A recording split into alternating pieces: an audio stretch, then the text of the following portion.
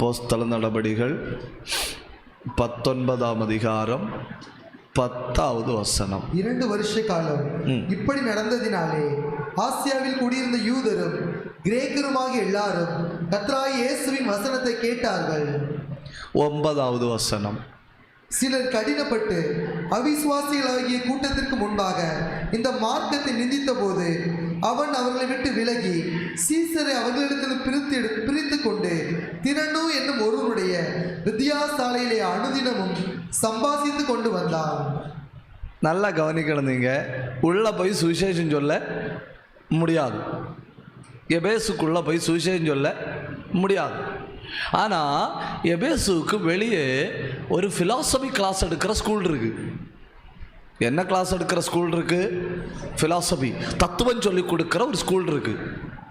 அந்த ஸ்கூலில் என்ன நடக்கும் தெரியுமா?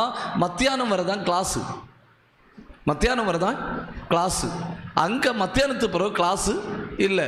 பவுல் சொன்னார், மத்தியானத்து பிறகு எனக்கு வேணும்னு. வாய்ப்புகள் வராது, வாய்ப்புகளை உண்டாக்கணும். உங்கள்கிட்ட இல்லை, வேற ஆட்கள்கிட்ட சொன்னேன். வாய்ப்புகள் வராது, வாய்ப்புகளை உண்டாக்கணும். அங்கே பார்க்குறாரு பவுல், எப்படிடா உள்ள சுவிசேஷம் சொல்லலாம், எப்படிடா உள்ள சுவிசேஷம் கொண்டு வரலான்னு பார்த்தா உள்ள வழி இல்லை.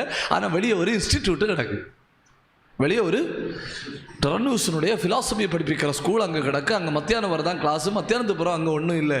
பவுல் உடனே அதை 2 வருஷம் வாடகைக்கு எடுக்கிறாரு. 2 வருஷம் வாடகைக்கு எடுத்து, கவனிங்க, உள்ளே வந்து உட்கார்ந்துருக்கிறவங்க டெய்லி 2 மணி நேரம் கிளாஸு. உள்ளே வந்து உட்கார்ந்துருக்கிறவனுக்கு 2 மணி நேரம் கிளாஸு. விளைவு என்னன்னு பாருங்க, அடுத்த வசனம். 2 வருஷ காலம் இப்படி நடந்ததினாலே ஆசியாவில் குடியிருந்த யூதரும் கிரேக்கருமாக எல்லாரும் கர்த்தராகிய இயேசுவின் வசனத்தை கேட்டார்கள். தப்புதானே, தப்புதானே. சாத்தான் என்ன சொன்னாய்? எபேசுக்குள்ள நுழைய விட மாட்டேன். கர்த்தர் என்ன சொன்னாரு? சரி, எபேசுக்குள்ள நுழைய விட மாட்டேன் இல்லையா? எபேசுவில் இருந்துட்டே ஆசியா முழுக்க.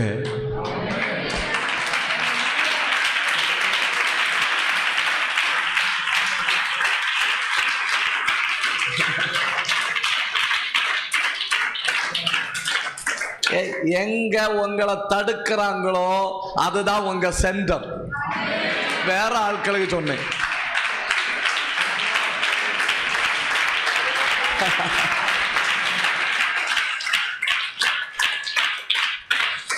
எங்க உங்களை கேலி கூத்தாக்கி அவமானப்படுத்தி கேவலப்படுத்தி இந்த ஊருக்கெல்லாம் இனி வரப்படாதுன்னு சொல்லி துரத்தி அடிக்கணும் இல்லையா? அங்கேதான் புயலாய் மையம் கொள்கிறாய். இதுக்கு கையை தட்டணும். அதே ஆட்களுக்கு நடுவில் மால்பர ஹத்தரி அந்தர சத்தர பாபா பாபா.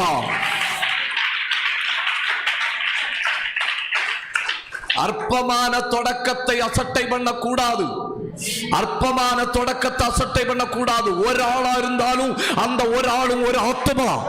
10 பேரா இருந்தாலும் 10 பேரும் 10 ஆத்மா. 5 பேரா இருந்தாலும் 5 ஆத்மா. அசட்டை பண்ணக்கூடாது.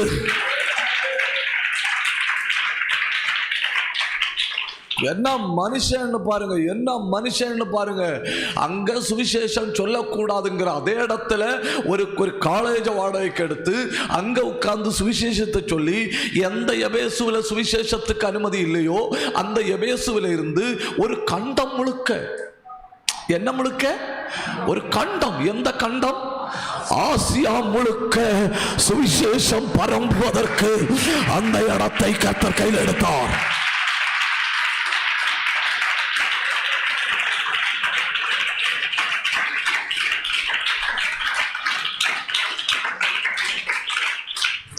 எங்க வச்சு நீங்க அவமானப்பட்டீங்களோ அந்த இடத்துல ஒரு தேவ திட்டம் இருக்கு. எங்க வச்சு கேவலப்பட்டீங்களோ அந்த இடத்துல தேவ திட்டம் இருக்கு. எங்க செயல்பட முடியாதுன்னு சாத்தான் சொன்னானோ அந்த இடத்துல தேவ திட்டம் இருக்கு. 2 நிமிஷம் கையை தட்டி வாயை திறந்த ஆவியில பேசுங்க. ரகதனா ரிகதனா உடகதனா அந்தல்கமனா பிரௌடபத்தரா அல்பத்தரா ரியாந்தரா அல்ஹந்தரா சந்தரா சத்தரபா.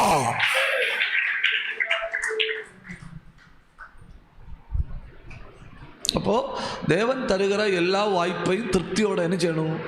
பயன்படுத்தணும். சகோதரர்களே, தப்பா சொல்றேன்னு நினைக்கப்படாது. பாடுகிறதற்கு வாய்ப்பு கிடைச்சா கூட அது கர்த்தர் தாரது. பாடுறதுக்கு வாய்ப்பு கிடைச்சா கூட கர்த்தர் தாரது. ஏன்னா நம்மளை விட பாடுகிறவர்கள் உண்டு. ஆனால் வாய்ப்பு யாருக்கு தந்திருக்கு? நமக்கு. சின்ன ஜெபம் பண்ண வாய்ப்பு கிடைச்சா கூட தந்தது யாரு? கர்த்தர் தந்தது. ஏன்னா நம்மளை விட ஜெப வீரர்கள் வெளியே கிடக்கணும். துதிக்க வாய்ப்பு கிடைச்சா கர்த்தர் தந்தது. தார எல்லா வாய்ப்புகளையும் பயன்படுத்தணும்.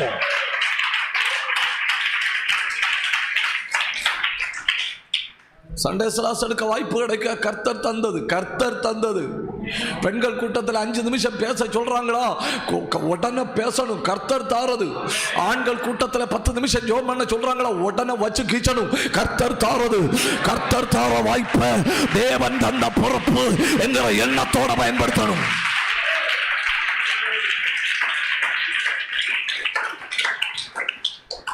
ஆமென்.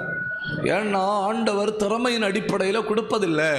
ஆண்டவர் கொடுக்கிறார்னா கிருபையின் அடிப்படையில். ஆண்டவர் திறமையின் அடிப்படையில் கொடுப்பதில்லை. ஆண்டவர் கொடுக்கிறார்னா கிருபையின் அடிப்படையில்.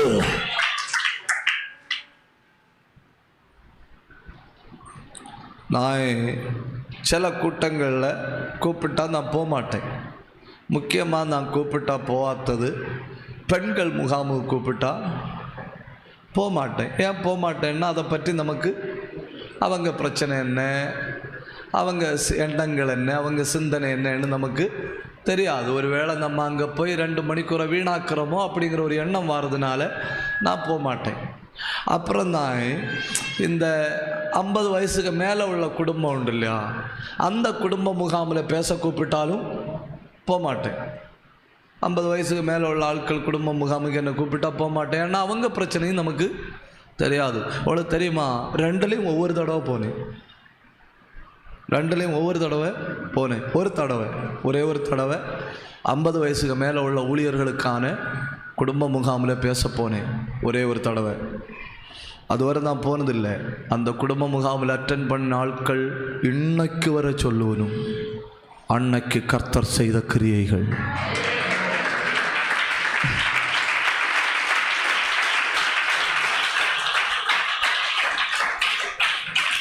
ஏன்னா திறமை உள்ளவனை அவர் நிறுத்த மாட்டார். திறமை உள்ளவனை ஒதுக்கிட்டு ஒரு திறமை இல்லாதவனை கிருபை கொடுத்து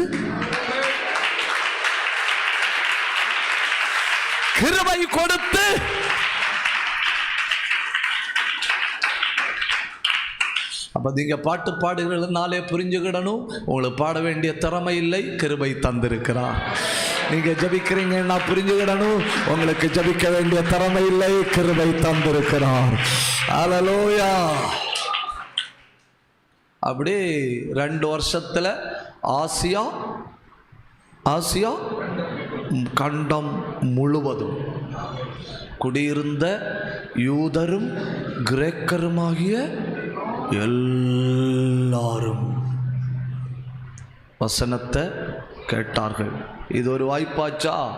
இல்லாத வாய்ப்பை என்ன பண்ணா? உருவாக்கினா. அடுத்த வாய்ப்பை பாருங்க. அடுத்த வாய்ப்பு அசுத்த ஆவிகளை உருவாக்கிட்டு. அடுத்த வாய்ப்பு யார் உருவாக்குனது? அசுத்த ஆவிகளை உருவாக்கிட்டு.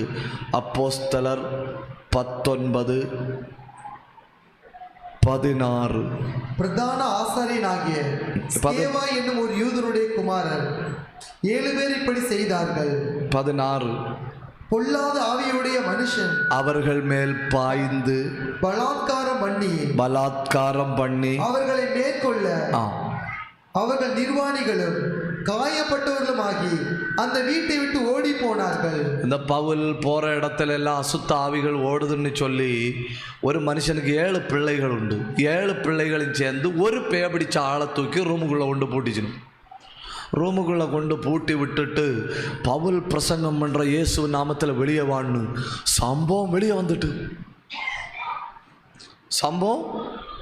வந்துட்டு இவங்க சொல்லிச்சுனுமா, இயேசு நாமத்தில் வெளியே வாணி, பவுல் பிரசங்கம் பண்ணுற இயேசு நாமத்தில் வெளியே வாணி சொன்னதும் வெளியே வந்துட்டு இனி பவுல் பிரசங்கம் பண்ணுற இயேசு நாமத்தில் ஓடணும்னு சொல்லணும். ஆனால் ஓடலை.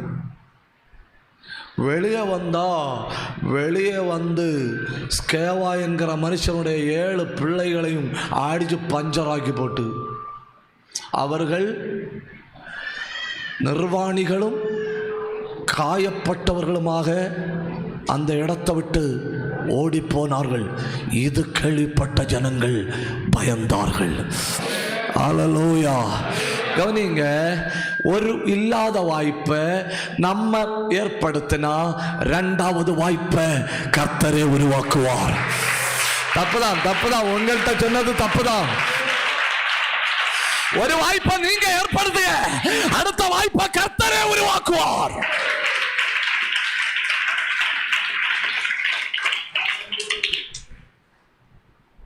உடனே என்ன நடக்குது? 17வது வசனம்.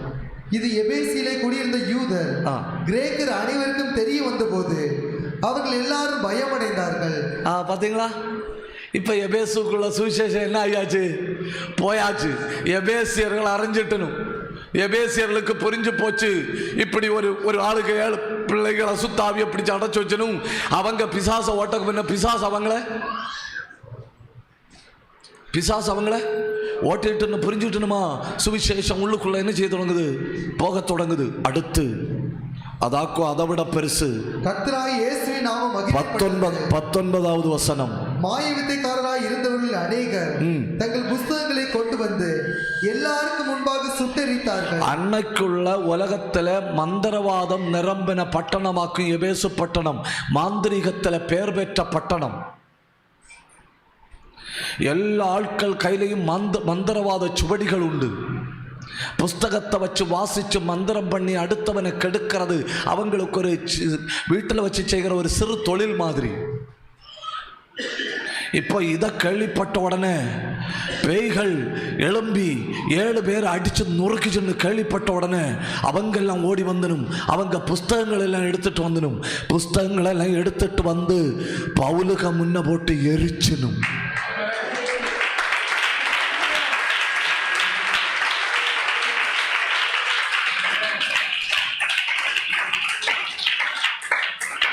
பிரசங்கியாரு வீட்டுக்குள்ள சுவிசேஷத்தை கொண்டு போக முடியல. பிரசங்கியாரு வீட்டுக்குள்ள சுவிசேஷத்தை கொண்டு போக முடியல. ஆனா வீட்டுக்குள்ள இருந்து மந்திரவாத தகடுகள் எல்லாம் எங்க வருது? வெளியே வருது. வெளியே வந்து என்ன ஆகுது? எரிஞ்சு சாம்பல் ஆகுது. நமக்கு வருகிற தடைகள் தான் நமக்கு மிகப்பெரிய வாய்ப்பு.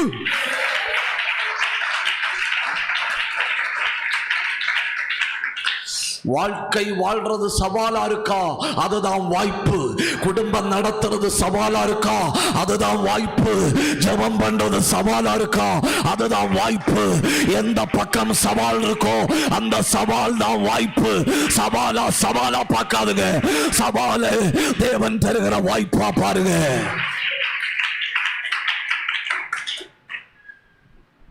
தியானாள் என்கிற சிலை அங்க வைக்கப்பட்டிருக்கிறதுனால அந்த தேசத்துல மற்ற மதங்களுக்கு உரிமை இல்லை. இப்ப பாருங்க, அடி வேற விட்டுறாரு. புஸ்தகங்கள் எல்லாம் வந்து எரியுது. யாருக்கு நாமத்துல? இயேசுவின் நாமத்துல உனக்கு விரோதமா செயல்படுகிற ஆவிகள் எரியுது, எரியுது, எரியுது, எரியுது. கையை தட்டி அவைகள் எரிகிறது.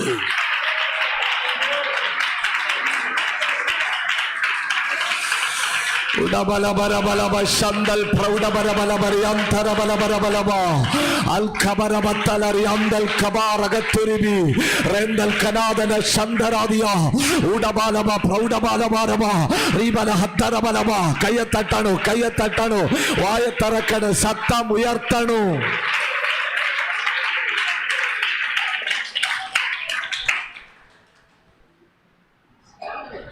இப்போ அப்படி அந்த பட்டணத்தில் ரட்சிக்கப்பட்டவர்களை கர்த்தர் கூட்டி சேர்க்கிறார். அதுதான் எபேசு சபை. எபேசு சபை